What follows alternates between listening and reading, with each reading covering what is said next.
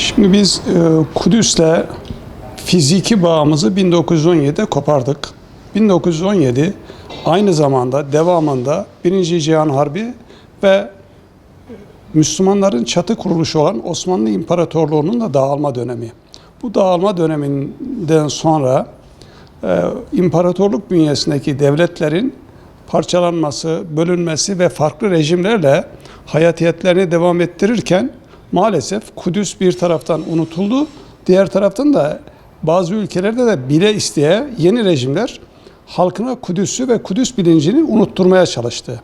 Hatta Kudüs'ü öteden beri muhafaza etmeye çalışan insanlarla aralarına mesafe koymak için onları hainlikle, toprak satmakla suçladılar. Ve bugün gelinen nokta itibariyle bir taraftan anlatılan yanlış tarih, öbür taraftan da Müslümanların kapitalist konfora yenik düşmeleri neticesinde meşakkatli, zahmetli, eziyetli durumu yaşayan Kudüs'te maalesef irtibat ve ilişkilerini zayıflattılar. Yeniden derlenmek ve toparlanmanın yolu eğitim sistemi ve sivil kurum ve kuruluşların Kudüs konusunda, Mescid-i Aksa konusunda tekrar yeniden sil baştan harekete geçmeleri, birlik, beraberlik içerisinde eğitim müfredatlarımıza Kudüs'ün tekraren konulması, Kudüs'ün anlatılması, sivil toplum kuruluşlarının da bu konuda daha fazla saygı gayret göstermesi gerekiyor. Biz Müslümanlar için Kudüs, Mescid-i Aksa şu anda içinde bulunduğu durum itibariyle bir turnusol kağıdı özelliğinde.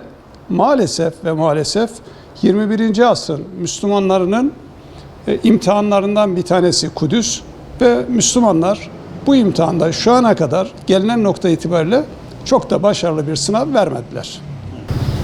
Kudüs 1917'den itibaren adım adım gerçek sahiplerinin elinden alınarak tamamen Yahudilerin eline geçme gayret ve çalışması içerisinde zaman zaman şiddetin dozu artırılarak, zaman zaman da demografik, ekonomik, sosyal bir takım baskılarla, bir takım politikalarla Müslümanlar Kudüs'ten uzaklaştırılmaya çalışılmakta.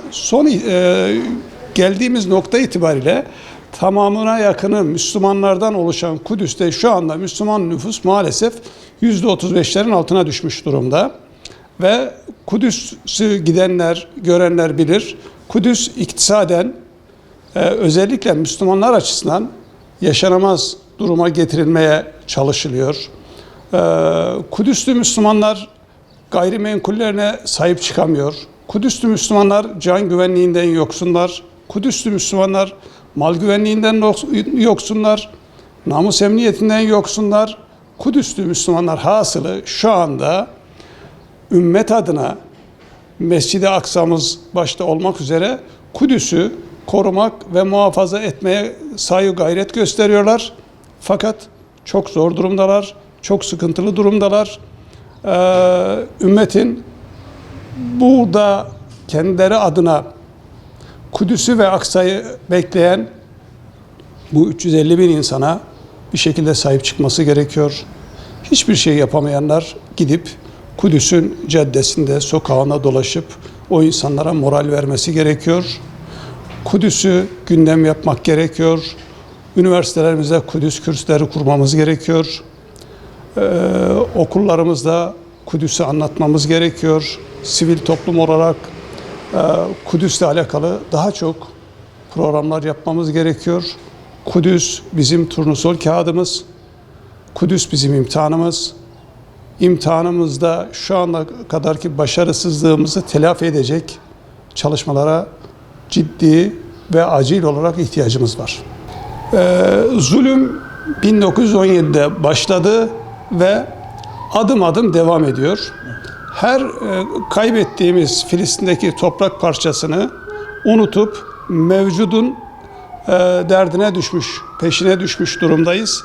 Ve en son gelinen noktada elimizde Müslümanların elinde kalan Gazze, Kudüs, Ramallah, Halilur Rahman gibi bölgelerde maalesef bazı bölgede açıktan, bazı bölgede sinsice Yahudileştirme politikaları devam ediyor. Gazze bunun son örneği. Belki insanlık tarihinin çok da görmediği, şahit olmadığı derecede bir vahşet Gazze'de gözümüzün önünde yaşandı. Hala yaşanmaya devam ediyor. Ve nitekim son 2 yılda, 3. yılına geldi işte 1001. günü bugün. Maalesef şu ana kadar 75 bine yakın bilinen kayıtlı şehidimiz var. Yıkılan enkazların altından daha ne kadar şehit çıkacak? Maalesef onu bilmiyoruz. Yüz binlerin üzerinde yaralımız var. Onlardan bir kısmı tek başlarına hayatiyetlerini devam ettiremeyecek durumdalar. Ve 13 Ekim 2025 sözüm ona, dünyada 30 ülkenin temsilcileri bir araya geldiler Mısır'da. Ve bunlardan 25 tanesi kendi ülkelerinin devlet başkanı, içinde cumhurbaşkanları, başbakanlar, krallar var. Bir araya gelip bir deklarasyon yayınladılar. Ve bu deklarasyonun altına da 4 tane devletin başkanı imza koydu. Maalesef ve maalesef üzülerek söyleyelim ki o günden bugüne Gazze'de 1035 tane şehidimiz var. 3000'in üzerinde yaralımız var. Ve artık biz Müslümanlar meydanlara çıkıp Gazze ile alakalı protesto bile yapmaktan aciz duruma düştük. Lütfen alemi İslam olarak tekrar Gazze'yi gündemimize birinci sırada gündemimize almamız gerekiyor. Protesto ise protesto, boykotsa boykot, dünya kamuoyunun gündeminde Gazze'yi canlı tutmaksa canlı tutmak ve imkanlar ölçüsünde oradaki insanlara acil yardım adına gönderilebilecek ne varsa göndermek noktasında saygı gayret göstermek durumundayız. Oradaki zulüm bitmedi. Yayınlanan bir deklarasyon sadece Müslümanların gazını almaktan ibaretmiş. Onu gördük. Fiili durum buymuş.